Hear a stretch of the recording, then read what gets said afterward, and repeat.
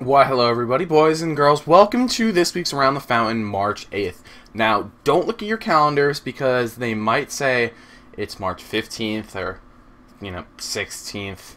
But I think we can all agree that calendars are lying sacks of shit, so just throw it out, burn it, something like that. Just trust me, I promise we didn't miss an episode last week. Having said that, we've got some great news items coming up for today's episode. The Q-Pad Red Pandas are finalized, Tongfu has a couple lineup changes, and of course, we've got a ton of tournaments to go over. I'm WhatIsHip, it's March 15th, and this is Around the Fountain.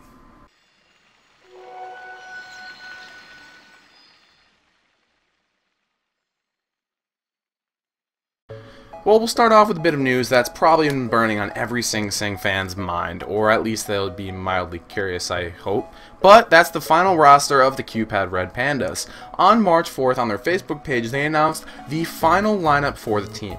It's comprised of Sing Sing, Wagamama, Superman's best friend Minnie, Jirax, and Select. Now, most Dota 2 fans already know Sing, Waga, and Minnie, but what about Jirax and Select?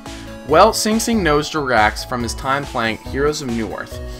After their pass to Verge, Jirax had to do mandatory service in the Finland Navy, which caused him to miss the beginning of Dota 2. But once he completed his service, he started playing with a couple teams, and now again, he's joined with Sing Sing. Now, Select is a former professional StarCraft 2 player from Team Dignitas with many successes over the last 2 years. But last October, at the age of 24, he retired, feeling as though he was losing his edge and wasn't fast enough to compete without living in a team house. God, esports is strange sometimes. At 24, you're getting too old. Anyhow, not wanting to quit pro gaming, he decided to switch over to Dota 2 as he had played it before switching to SC2 and played very well. Now, the Q-Pad Red Pandas' first official matches will be in March this month during the Dreamhack Dota 2 Invitational presented by the Good Studio. And hey, what a perfect segue. This week, the Good Studios have officially announced the Dreamhack Dota 2 Invitational. Man, we're too good at the segue stuff and fucking fantastic at puns.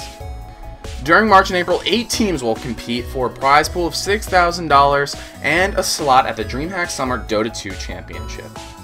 Now, the 8 teams that will be participating in the tournament are Empire, Dignitas, Evil Geniuses, Team Liquid, No Tide Hunter, Fnatic, Mouse Sports, and of course, the Q-Pad Red Pandas. It's going to be a round robin with 2 groups of 4 playing each other, and then it will transition into a playoff single elimination bracket where only one team can rule them all. Now, the event's going to be hosted by the Good Studio, as previously mentioned. The broadcasters for the event are Too Good, Rascal, Wepis, Scriff, Statman Bruno, and Wagamama. You can already see the great effect that the Good Studio is having by having all these great pro players and community members over at their Swedish house. I'm pretty jealous.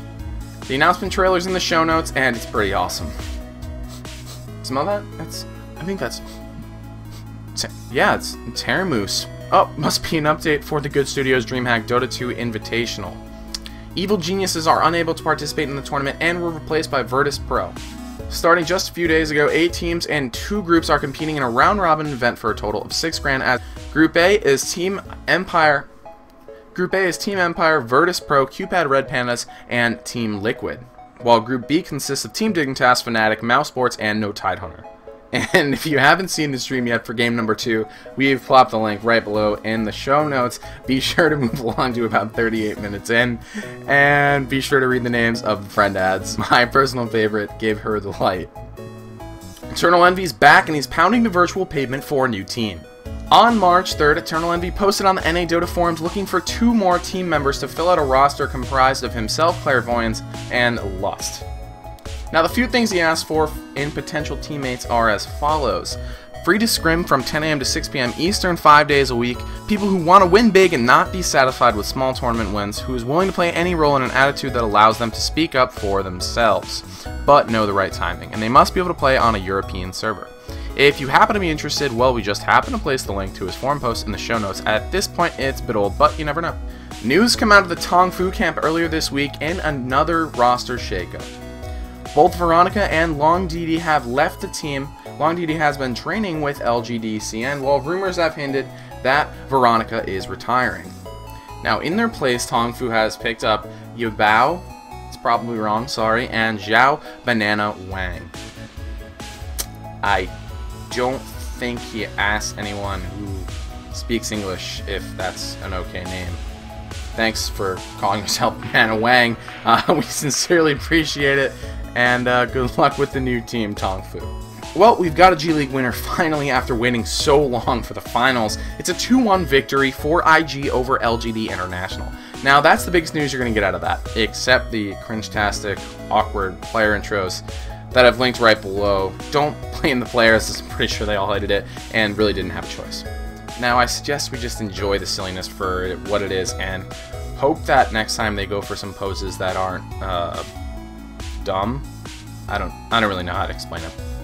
Now I know what you're thinking. G League was awesome. Woo, go G League. Oh, I want more G League. Oh, the finals weren't good enough. Well, guess what? There's going to be another season coming up pretty soon, and you will like it whether you want it or not. Season 5 has been announced, and they've already announced the 32 teams in the Phase 1 section of the Asian qualifiers. Now, to be honest, the qualifying system is a little weird. So the top 8 teams from the qualifiers will move on to face the 8 teams in Phase 2, and finally the top 4 teams of that clash will face the top 4 teams in Phase 3 for another chance at the LAN finals. I'm sure you've got all that. The 16 games for Phase 1 will be at place on Saturday at 20 CET, which is 3 PM Standard Time, and will continue until they're completed.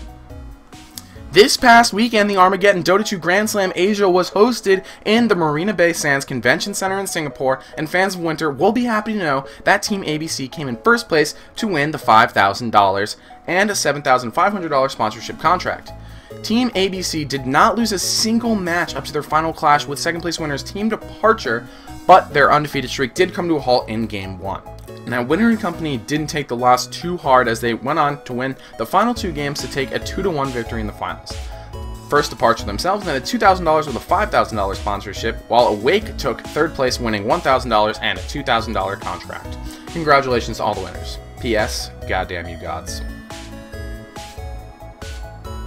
Well, the 4 cups of the Dota 2 Raid Call EMS 1 have come and gone, and no Tidehunter stand atop the hill as king. Ready to move in the group stages, Virtus Pro came in 2nd place, while Navi and Fnatic tied for 3rd. Now, the top 12 teams will compete in 2 separate group stages. Groups A and B will be held on March 18th and 19th, while Groups C and D will be held the 25th and the 26th of March. Now, the top 2 teams from each group will face each other in a best-of-3 in an offline LAN tournament on April 24th. It should be pretty exciting, and we'll see if no Tidehunter can continue their monstrous streak into the finals.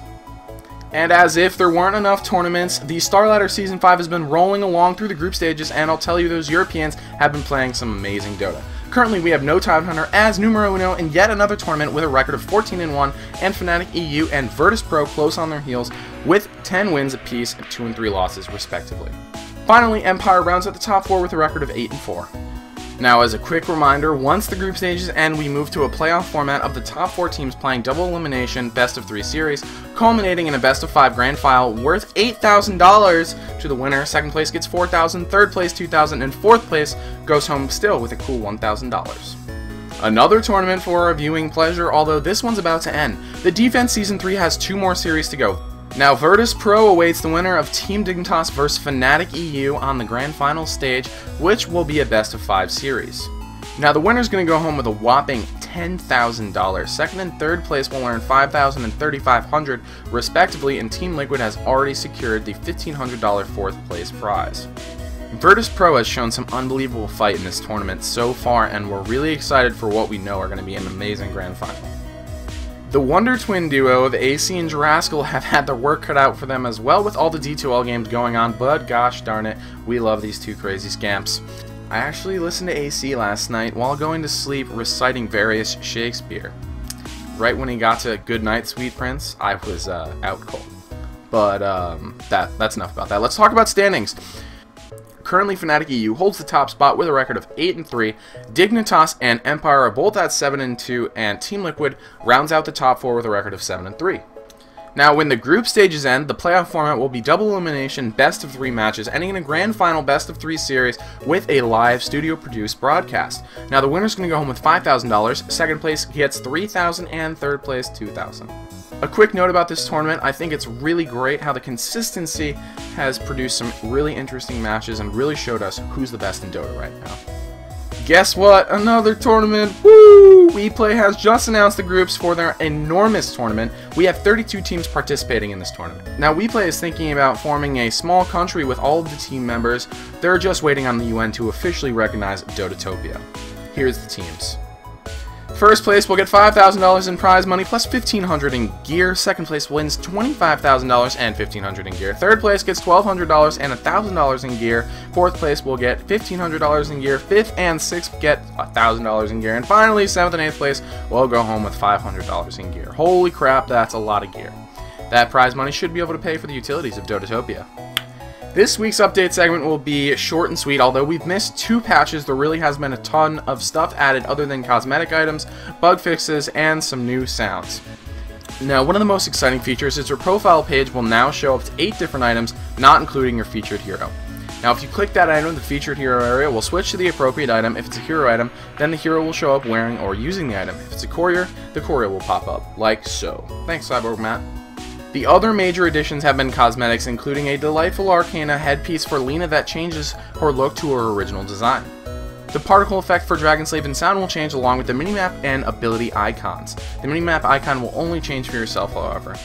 Otherwise, it's been a quiet couple of weeks with bug fixes and bot updates, and now Timbersaw is in Captain's mode. Big deal. 2 weeks ago, we asked you, what do you think of Navi's roster changes? Here's how you responded.